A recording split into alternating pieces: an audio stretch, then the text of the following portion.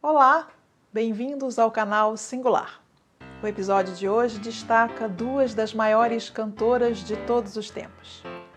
O início da vida musical das duas é muito parecido. As duas começaram a cantar no coral da igreja quando ainda eram bem meninas.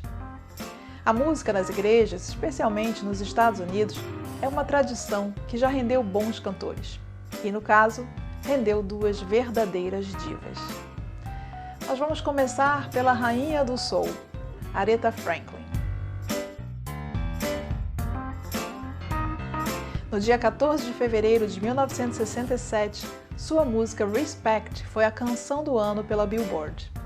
Aretha tinha 25 anos. Essa música virou um marco na sua carreira e até hoje é considerada um hino dos direitos civis. Aretha nasceu em 1942 e começou a cantar muito cedo. Seu pai era um pastor de uma grande congregação em Detroit. Sua mãe cantava e tocava piano na igreja. A casa deles era frequentada por músicos como Duke Ellington, Ella Fitzgerald. Assim, a Aretha cresceu cercada de música, de boa música.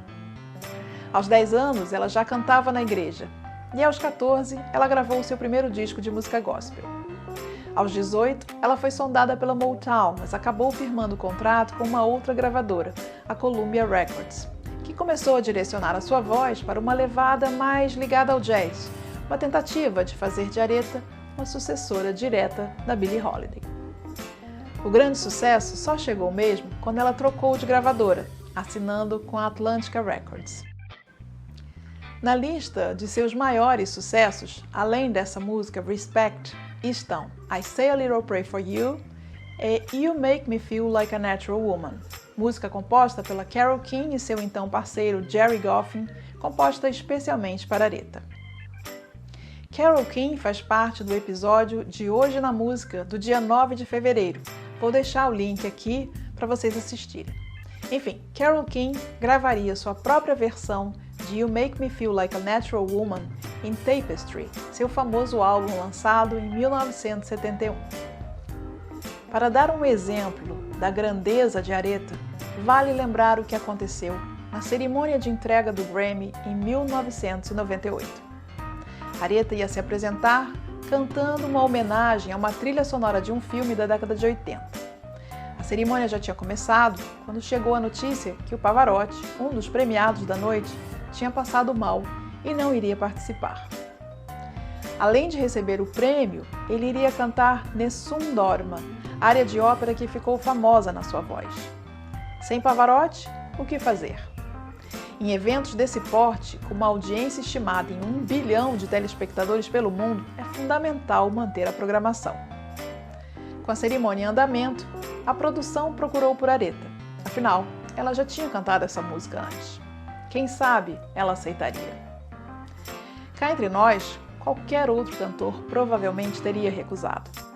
Cantar substituindo o grande Pavarotti, com coro, com orquestra, sem ensaio, diante de 1 bilhão de pessoas?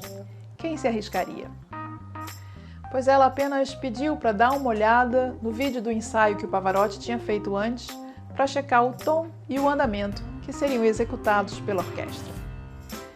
De mãos dadas com Ken Earlich, produtor do evento, ela foi caminhando lentamente até a lateral do palco para ver a disposição da orquestra, saber onde ela ficaria.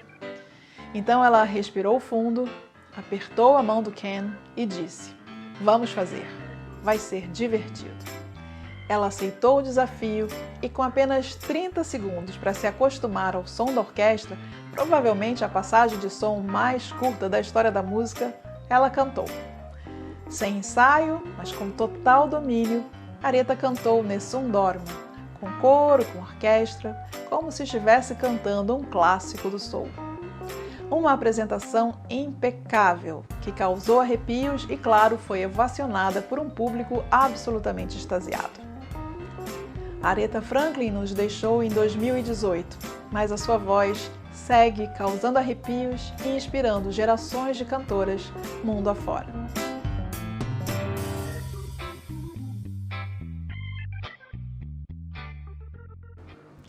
E isso nos leva ao segundo destaque do episódio de hoje, Whitney Houston.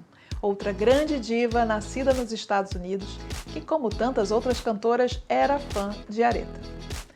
Em 14 de fevereiro de 1985, seu primeiro álbum foi lançado. E já nesse primeiro álbum, o sucesso chegou. O álbum ganhou o título de melhor álbum daquele ano e a Whitney ganhou o título de melhor performance vocal. Um começo à altura de uma das maiores cantoras de todos os tempos. Esse primeiro álbum demorou quase 2 anos para ficar pronto, um cuidado do primeiro produtor da Whitney, que reconhecia o potencial da jovem cantora e não queria desperdiçar o seu talento com um álbum lançado às pressas. Ele preferiu encontrar as músicas e os músicos que destacassem aquela voz. Comparando o início da carreira da Aretha e da Whitney, isso mostra bem o quanto o mercado fonográfico tinha se desenvolvido, tinha se profissionalizado desde os tempos da Aretha. O mundo da música, na década de 80, tinha uma estrutura muito maior, era bem diferente da década de 60. Para o bem e para o mal, havia uma indústria da música. E foi essa indústria que levou a voz de Whitney a milhões de pessoas mundo afora. E que voz! Uma voz linda, cheia de vibratos, potência, suavidade, extensão. Além de cantora, Whitney foi também compositora, atriz, produtora e ficou conhecida como The Voice. Assim como a Aretha, a Whitney começou a cantar no coral da igreja quando era bem menina. Sempre inspirada pelo gospel e pelo soul, o que incluía cantoras como a Aretha e também como a sua própria mãe, Cissy Houston, e sua prima, Dionne Warwick, duas cantoras de sucesso naquela época. Cissy, a mãe de Whitney, hoje com 87 anos, fez backing para Aretha e fez backing para o Elvis Presley. Ela fez também uma carreira solo importante, sendo premiada com 2 Grammys. Enfim, a jovem Whitney começou a fazer backings, a cantar na noite, até que foi descoberta pela gravadora, que se encantou com a sua voz e lançou esse tal primeiro álbum. Músicas como How Will I Know e Greatest Love of All atingiram o primeiro lugar e permaneceram no topo por 14 semanas. Aquele primeiro álbum vendeu 25 milhões de cópias pelo mundo. O segundo, lançado em 1987, trouxe o grande hit I Wanna Dance With Somebody, rendeu o 2º Grammy da cantora e muito mais. Simplesmente 7 músicas daquele álbum atingiram o primeiro lugar, quebrando o recorde que era dos Beatles, que era de 6 músicas de um mesmo álbum. Outro grande sucesso mundial na carreira da Whitney foi o seu primeiro papel no cinema, no filme O Guarda-Costas, lançado em 1992. Fazendo o par romântico com o ator Kevin Costner, ela fazia o papel de uma cantora de sucesso, o que rendeu vários momentos musicais no filme, que se tornou um fenômeno de bilheteria mundial, arrecadando mais de 500 milhões de dólares. Com uma inesquecível versão da clássica I Will Always Love You, que permaneceu em primeiro lugar por 14 semanas consecutivas, a trilha sonora do filme rendeu mais um Grammy. O álbum permaneceu 20 semanas em primeiro lugar, com mais de 38 milhões de cópias vendidas, e projetou ainda mais a super talentosa Whitney.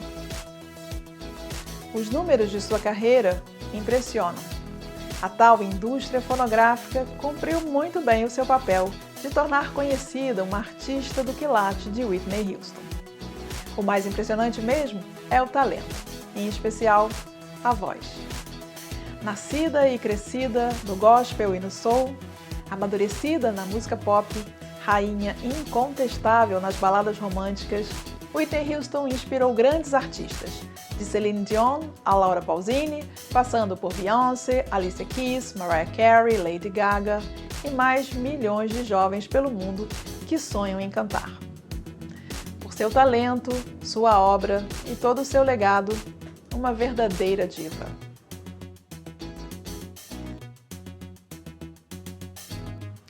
E assim termina o episódio de 14 de fevereiro. Se você gostou, já sabe, compartilha, curte, se inscreve no canal Singular, assista aos episódios anteriores e siga acompanhando os próximos episódios. Vai ser ótimo ter a sua companhia. Um abraço e até a próxima!